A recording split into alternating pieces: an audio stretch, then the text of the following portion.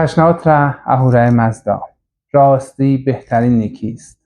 خوشبختی است. خوشبختی از آن کسی است که خواهان بهترین اشو یا همان راستی باشد.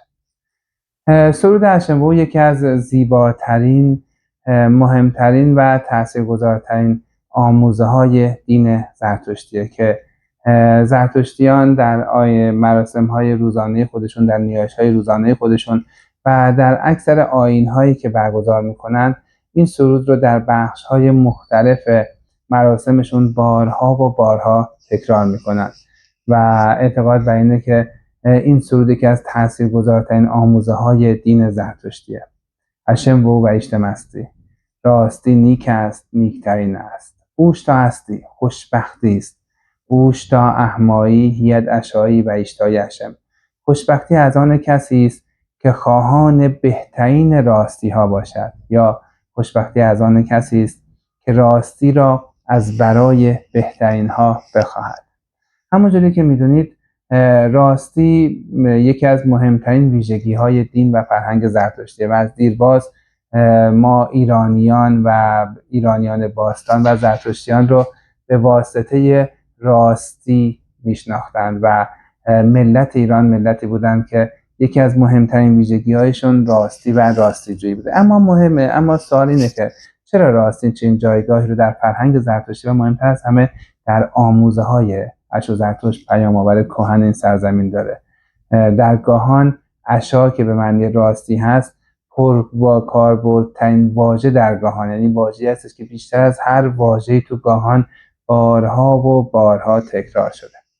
اشو زرتشت اعتقاد داشت که در وجود همه ما یک نیروی خدایی، یک نیروی مزدایی هستش به نام وجدان یا همون چشم درون که به خودی خود انسان‌ها رو به سوی نیکی‌ها دارن. یعنی همونجوری که میدونیم هیچ انسانی به خودی خود از خشم و خشونت و بدی و دروغ و آز و طمع و خودستایی و تنبلی و تمام اون ویژگی‌هایی که ما به عنوان ویژگی‌های بدی یا ویژگی‌های شر میشناسیم برای خودش، برای دوستانش، برای یارانش و در یک نگاه بالاتر اگر وجدانش آگاه باشه برای هیچ کسی نمیتونه بپذیره. پس انسان‌ها به خودی خود بدی‌ها رو ترک میکنن، بدی‌ها رو دور میکنن. و اینجاست که اشو زرتشت اعتقاد داره که اگر در جهان ما راستی نهادینه بشه، تمام جهان ما رو راستی، دیگه راستی یعنی شفافیت، یعنی نمایان شدن همه چیز، و موقع هیچ بدی باقی نمیمونه، چون بدی‌ها نمایان میشن و وقتی بدی‌ها نمایان باشن خود به خود انسان‌ها همه اونها رو دور میکنن. به عبارت دیگر در مقابل راستی دروغ قرار داره، ریا و فریبکاری قرار داره. تنها چیزی که به بدی‌ها امکان بقا در جهان هستی رو میده دروغه، ریاست، فریبه. مثل یک چتریه که بدی‌ها زیر سایه اون پنهان میشن، تأثیر خودشون رو میگذارن ولی دیده نمیشن و محو نمیشن و انسان‌ها دقیقاً نمیتونن اونها رو شناسایی بکنن. پس به همین دلیله که راستی چنین جایگاهی رو داره و در مقابل آرزویی رو که زرتشتیان دارن اینه که جهانی داشته باشن که دروغ، ریا و فریب در اون اثری وجود نداشته باشه. در اردیبهشت 8 اومده دروغ باید نابود شود، دروغ باید کاسته شود، دروغ باید سپری گردد، دروغ باید یکسره نابود گردد، مباد که در جهان هستی راستی نابود گردد. و این چنینه که در فرهنگ زرتشتی راستی شده سرچشمه تمام نیکی ها. البته اگه بخوایم به صورت دقیق تر بگیم سرچشمه نیکی ها در آموزه های اشو زرتشت امشاسپندان هستند. امشاسپندان 7 فروزه نیک اهورایی هستند که از یک سو در جهان هستی جلوه پیدا کردند و تمام نیکی ها از اونها سرچشمه میگیرن. از سوی دیگه پله های عرفان و کمال ما انسان ها هستن. ما انسان ها اگر بخوایم به مزدا برسیم، به خدا برسیم، به کمال برسیم، به اون آرمان نهایی که آرزوی همه هست، به اون رستگاری برسیم، باید بتونیم خودمون رو به این امشاسپندان و به این پله ها برسونیم.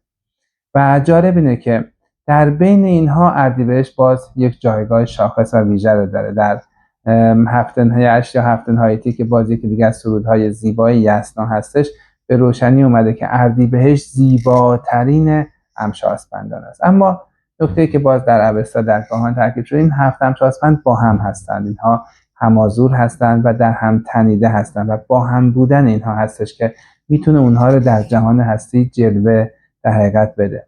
به همین دلیل ما اگر بخواهیم به جایگاهی که اردیبهشت هست که همون عشا یا بهترین راستی هست برسیم، بدون تکیه بر اون امشاسپندان دیگه، بدون تکیه بر سایر فروزه ها نمیتونه به اونها برسیم. به طور مثال پیوند بین عشا و بهمن کاملا ملموسه. همونجوری که میدونید عشا یعنی راستی، بهمن یعنی نیک‌اندیشی. همیشه انسانی که میخواد در زندگی خودش همیشه راستی رو پیشه بکنه و هیچ دروغی نداشته باشه، مطمئناً باید خیلی با اندیشه تر باشه. همونطوری که در مقابلش دروغ همیشه ساده ترین راهه. همیشه متاسفانه کسانی که کم میاندیشن، کسانی که کم توانن تو اندیشیدن، برای حل مشکلاتشون به ساده ترین راه که یک دروغ هست متوسل میشن و این دروغ اونها رو پله پله توی دروغ‌های بعدی و بعدی گرفتار میکنه. پس انسان اگر بخواد به معنای واقعی راستی رو در زندگی خودش جاری بکنه، باید یک انسان اندیشمند باشه، یک انسانی باشه که قبل از هر گفتاری، قبل از هر کرداری ساعتها بارها بیاندیشه، ژرف بیاندیشه تا بتونه راه درست خودش رو انتخاب بکنه. از طرف دیگه خیلی وقتا می‌بینیم که انسان‌ها به دلیل ضعف خودشون، به دلیل ناتوانی خودشون تو شرایط قرار میگیرن که مجبور به دروغ میشن. خیلی وقتا دروغ مصلحتی رو به این بهانه میان توجیه میکنن. در اصل این رو هم ما داریم. ما شهریور به معنی توانایی آرزو شده است. در فرهنگ زرتشتی اومده که انسان باید توانمند بشه. البته توانمندی آرزو شده یا توانمندی پایدار، توانمندی هستش که بر پایه راستی و نیک‌اندیشی در حقیقت به پشتوانه اونها شکل بگیره. و در مقابلش بدون توانایی انسان هم نمیتونه تو زندگی همیشه راست باشه. فردوسی میگه ز نیرو بود مرد را راستی، ز سستی کژی زاید و کاستی. پس همونجوری که میبینیم اینها همه با در هم تنیده هستن، مکمل هم دیگه هستن و انسانی میتونه این آرمان یعنی راستی رو در وجود خودش نهادینه بکنه، در زندگی خودش، در روزمرگی خودش، که یک انسان اندیشمندی باشه، دو انسان توانمندی باشه و سایر همشاسپندان رو هم بتونه در وجود خودش در حد ایدئال خودش، عالی خودش داشته باشه. اما یه نکته جالب دیگه که تو فرهنگ زرتشتی هستش، عشا رو به راه تشبیه میکنن. همونجوری که میدونیم ما زرتشتی‌ها رو به عنوان پیروان آیین راستی میشناسن. آیین چی؟ آیین هم یک راه، دین یک راهه که ما رو حقیقت به سرمنزل میرسه و عشا به صورت مشخص این راه یا اون مسیری هستش که انسانی که با تکیه بر اندیشه خودش، با تکیه بر شهریور حرکت میکنه، میخواد به توانمند بشه، اگر اون مسیر رو به درستی شناسایی بکنه، اگر عشا رو به درستی بشناسه، میتونه به هدف درست برسه و اگر نشناسه به بیراهه میره و علیرغم تمام تلاش و حرکتی که تو زندگیش انجام میده نمیتونه به اون آرمان یا به اون هدف برسه. در یکی از متون پهلوی تمثیل خیلی زیبایی رو در مورد انسان با همین مبحث دقیقاً آورده و اینکه انسان رو به یک کالسکه تشبیه کرده، به یک درشکه‌ای که با اسب‌هاش داره در یک جهانی به پیش میره و میخواد به یک جایی برسه، به یک هدفی برسه. میگه اون کالسکه همون تن یا کاربرد انسانه، جسم انسانه و اون اسب‌ها یا جان یا نیروی زندگی هستن که پس از مرگ هر دوی اونها از انسان جدا میشن و در همین جهان باقی میمونن. ولی در این جهان اونها رو داریم و اونها ابزار ما برای زندگی و برای حرکت کردن هستن و راننده این کالسکه کسی نیست جز روان. اون کسی که اختیار داره، اون کسی که میتونه مسیر بده به حرکت این کالسکه، این کالسکه رو هدایت بکنه و مسئول در حقیقت اون انتخاب راه هم بیشک خودشه. اما جالب اینجاست که مسافری که این کالسکه داره فروهره، یعنی اون ذره‌ای از ذات خدا، این اعتقاد زرتشتی هستش که تو وجود همه ما یک ذره پاک بدون آلایش که هیچ وقت هم آلوده نمیشه وجود داره و انسان هدفش تو زندگی اینه که این ذره رو به خدا برسونه، این رو به خدا برگردونه و اگر بتونه در این راه موفق بشه، خودش هم همراه با ذره با مزدا یکی میشه. و اینجا توی این تفسیر خیلی زیبا گفته که در حقیقت انسان باید سعی کنه این کالسکه رو به سرمنزل برسونه تا این فرور یا این مسافر بتونه به اون اصل خودش برگرده.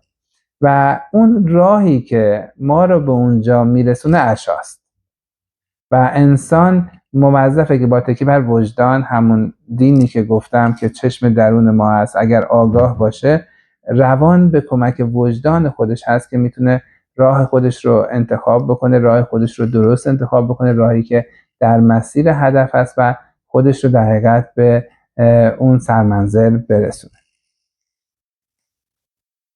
در مورد عشا یه نکته دیگه هم که وجود داره اینه که ما زرتشتیان هیچ به قول معروف دلیلی یا توجیهی رو برای دروغ تو فرهنگ خودمون نمیتونیم بپذیریم و همونجوری که گفتم به عنوان سوشیانس هم که دقیقا توی گاهان مطرح شده به عنوان یک انسان کامل، انسانی که تمام این فروزه های خدا رو در وجود خودش کامل کرده، وقتی که از سوشیانس هم صحبت میشه صفتش اثبت ارته هست. یعنی کسی که اثبت یعنی که تجسم پیدا کرد، ارته یعنی راستی، یعنی که راستی به معنای کامل در تمام وجودش تجلی پیدا کرده، یعنی تمام وجودش شده عین راستی، یعنی دیگه هیچ دروغی، هیچ ناراستی در وجودش نیست. خب یه انسانی بیشک اندیشمندترین، توانمندترین، کاملترین هستش و خودش رو همیشه در برای جهان و برای جهانیان میدونه. به عنوان پایان صحبت اگه برگردیم باز به سرود اشم بهو، راستی نیک است، راستی نیکترین است و خوشبختی است.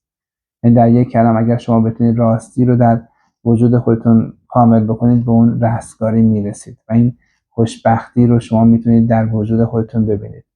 و مهمتر از همه خوشبختی از آن کسی است که این راستی رو برای بهترین ها بخواهد و اینجا اون بخشی هستش که اشو زرتشت وارد مبحث جهانبینی خودش میشه. جهانبینی زرتشتی یک مسئله بسیار مهمه که در جای خودش بهش میپردازیم.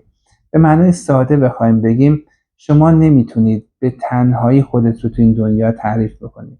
نمیتونید تعریف کنید که من قراره به تنهایی به یک نقطه برسم، بلکه چه حرکت خودت، چه آرمان خودت، چه اون خوشبختی که به دنبالش هستی خوشبختی تکی نیست، خوشبختی همگانی هستش و یکی از زیباترین معانی راستی اینجا جلوه پیدا میکنه. پس شما اگر توی جهان راستی رو پیشه میکنی برای این نیستش که تو خودت قراره به بهشت برسی. اگر راستی رو پیشه میکنی برای این نیستش که تو داد و ستدی با خدا بخوای بکنی که در قبال اینکه حالا من راستی رو پیشه کردم قراره تو هم چیزی رو به من بدی.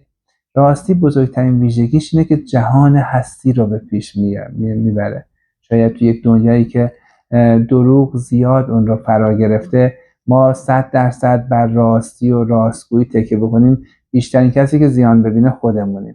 ولی نکته مهمش اینه که این راستی من، شما و دیگرون برایندش باعث پیشرفت جهان هستی میشه. اگر این جهانبینی زرتشت رو داشته باشیم که این جهان اومدیم که هممون با هم دیگه سوار بر یک کشتی به یک سرمنزل برسیم و قرار نیست که تک تک افراد به تنهایی به جایی برسن، اون موقع است که شاید بتونیم نزدیکتر بشیم به اون آرمانی که اشو زرتشت از راستی در جهان هستی و برای ما انسان ها داشته. ایدون باد، ایدون ترجمه.